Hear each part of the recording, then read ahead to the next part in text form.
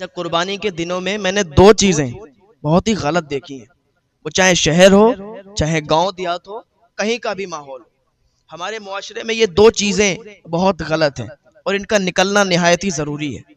پہلی چیز تو یہ ہے کہ جب قربانی ہوتی ہے تو قربانی میں دو دو بوٹیاں بانٹی جاتی ہیں۔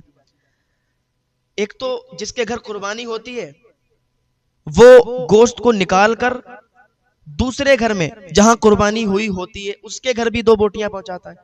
بھائی جہاں قربانی ہو رہی ہے تو وہاں تو دینے کی کوئی ضرورت ہی نہیں ہے، اور نہ ہی اس کو کوئی شکوہ ہوگا، اس لیے کیونکہ اس نے بھی قربانی کروائی ہے۔ آپ لوگوں کو خوش کرنے کے لیے قربانی کر رہے ہو یا اللہ کو راضی کرنے کے لیے قربانی کر رہے ہو؟ لوگوں کو خوش کرو گے تو پھر دنیا تک ہی یہ محدود رہ جائے گی، اللہ کو راضی کرو گے تو دنیا بھی سنورے گی اور آخرت بھی سنورے گی۔ آپ ان لوگوں کو دیکھو کہ جن کے گھروں میں قربانیاں نہیں ہوئی ہیں، دو بوٹیاں مت دو، اتنا دے دو کہ ایک ٹائم اس کے بچے کھانا کھا لیں، ایک ٹائم اس کے ہاں وہ پک جائے اور سارے لوگ کھا لیں۔ دو بوٹیاں دینے سے بہتر ہے تاکہ ان کے دل سے بھی دعائیں نکلیں۔ آپ اگر تقسیم کر رہے ہو تو سارے گاؤں میں مت تقسیم کرو، کیونکہ اکثر گاؤں میں قربانیاں ہوتی ہیں۔ آپ ایسے گھر تلاش کرو کہ جہاں قربانی نہیں ہوئی ہے وہاں پہنچا دو، 1 کلو، آدھا کلو یا 250 گرام، جیسا بھی وہ آپ نکالو اس میں سے، اسی طریقے سے وہ اتنا پہنچا دو۔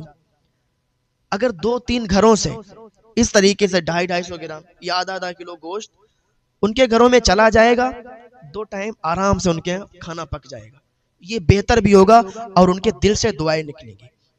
تو جہاں قربانی ہوئی تو وہاں دینے کی کوئی ضرورت نہیں، آپ اللہ کو راضی کرو، لوگوں کو راضی نہ کرو۔